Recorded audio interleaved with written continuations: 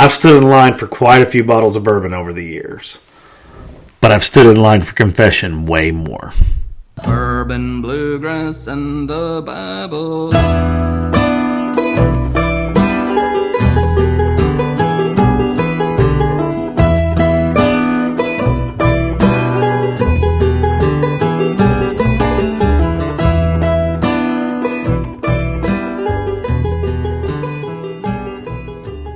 Good cold Thursday morning from here in the bourbon capital.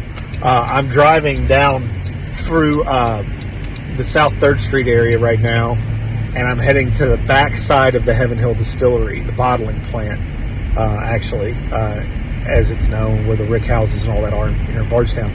The reason I'm riding back out here right now is I came back out here at about 7 o'clock this morning.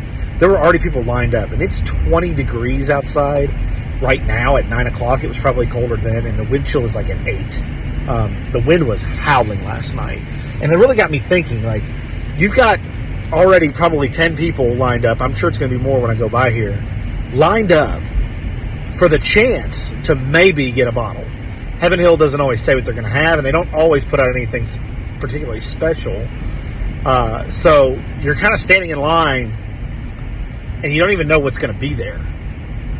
And it got me thinking, like, what is it about us as men today, as modern men, that will stand in line for a bottle of bourbon in a freezing cold, but we won't go to adoration for, an hour or even 30 minutes, we won't stand in line to go to confession because we're too proud. I don't understand it. Like, I love bourbon.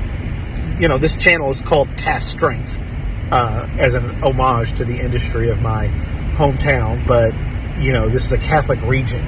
Catholicism and bourbon, that's kind of what made this region known. And I don't know, it's just a very odd thing. So I'm going to pull up here and see how long the line is, and I don't know, maybe I'll sit in my car and wait until we go inside. I'm not standing out in the freezing cold, but it's very interesting to me. I mean, it's something to think about. Do we commit our time and will suffer for material gain? And most of these people are actually going to sell these bottles. They don't actually drink them. But we won't stand in line and suffer a little bit for the Lord that suffered and did so much for us. So there it is, guys. I would say there's probably 30 people out front right now lined up. Those people in the front with their chairs out, they've been here since like 7 a.m. Well, I got some funny looks as I was recording that, but, it goes back to my point. It's 20 degrees outside, and you're suffering and freezing for a bottle of bourbon. And at the end of the day, I'm not really interested in having a bottle so I can brag about it. I've got a couple of bottles of Pappy on my shelf. I got them years ago, back before it got really impossible to find it. I bought mine off the shelf, which you just don't do anymore. And they're getting low. They're probably going to be gone soon. I give it out to people that have never had it when they come over.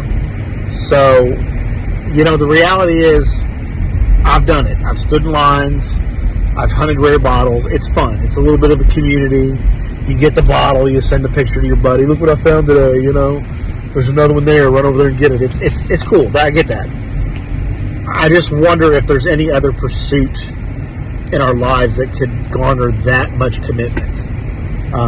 We'll stand in line for bottles of bourbon or special video games when they first come out, or tickets to a football game or a concert. And those things are fine, but are they occupying more of our time than is really necessary? Are they bringing us more fulfillment, betterment of our mind, body, and soul? I'm going to argue probably not. They're actually probably distracting you from working on those things. And I'm a villain in this world too. I gotta be better at working on those things. But I don't know. It's interesting. I don't know. What do you guys think about? It just made me think of pilgrimaging. It made me think of the Christian tradition of being a pilgrim. It seems like modern men, the pilgrimage has become, pilgrimages for material goods, not spiritual gain. And I don't know, that saddened me a little bit. I don't know. Your thoughts? Anyway, guys, I hope you're having a great week. I hope you keep aging towards perfection, and I hope God will bless all that you have to endeavor through this week. So, have a good week, guys. Bluegrass and the Bible.